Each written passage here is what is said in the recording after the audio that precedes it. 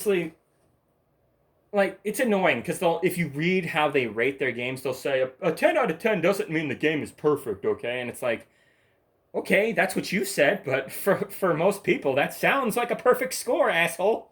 I have a fucking problem with that. Like Angry Joe does that too. 10 out of 10. I give Witcher 3 a 10 out of 10, but that doesn't mean it's perfect, even though mathematically a 10 out of 10 means perfection, but these guys don't speak my language. Anyway, I never give 10s out of 10s, not even Ocarina of Time, arguably the greatest and most important game in gaming history. I give that a 9. Anyway, yeah, and the other day was Confederate Monument Celebration Day or some shit like that. Did you guys even know this? It was Mother's Day on Sunday, and then the very next day is some kind of Nazi day. And I didn't even fucking know, because who gives a shit about those people? They can all eat shit and die for all I care. And oh yeah, and finally, Trump, he misses Twitter. Isn't that cute? He apparently was like the other day. He was like, "No, I don't miss Twitter at all." But here he is trying to, voice his opinion to the world and have everyone listen to him with his own stupid little blogs that he's setting up that nobody really gives a shit about. Like, it's a fact that people are not looking online to see what Trump is up to these days. They're really not doing that anymore these days. He's yesterday's man. He's ancient history. Trump, you're a fucking loser. So anyway, yeah, that's pretty much all I wanted to get off my chest, to rant about, to blow off steam about. Anyway, it's been kind of a slow week at work, but I gotta be there. I gotta make sure I'm there in case customers show up. But it's whatever. I've been making decent enough money. Been buying embroidery spools because now's the time to buy them because they go up in price close to Christmas and back to school. So you got to be smart, guys. Be smart about your purchases. Know when to buy and when not to buy. Trust me, you'll save hundreds, maybe even thousands of dollars over time.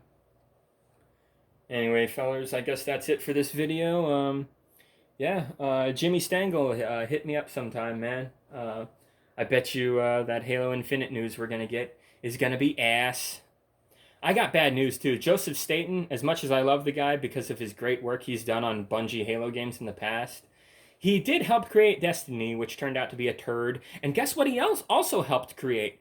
Crackdown 3, the game that looks like it belongs on PS2. Yeah, that fucking game. So I don't want to sound like a dickhead to Joseph Staten, but I think your prime time of kicking ass at making video games, I think that time has passed, and I think you're kind of a joke now, unfortunately. I'm sorry to say that, but it's kind of the truth. I mean, let's get real. It happens, right? It happens. Just like musicians, how they kind of are in their prime time and they make their greatest album. Joseph Staten, you've already done that with your Bungie Halo games. Like this new shit you're doing with 343 and Microsoft, it doesn't look like it's gonna cut it, man. It's gonna look like microtransaction garbage.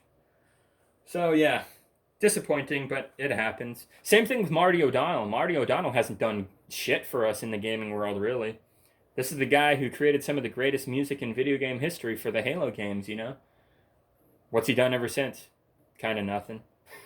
Some stupid game about golems that you walk around in. It's not very good. It's some VR game that was pretty mediocre. So yeah, even great legends of the past can sometimes end up being meh in the future, and that's what we're seeing here. So to those of you who think that Bungie needs to come back and take Halo back and make Halo great again, yeah, get fucking real.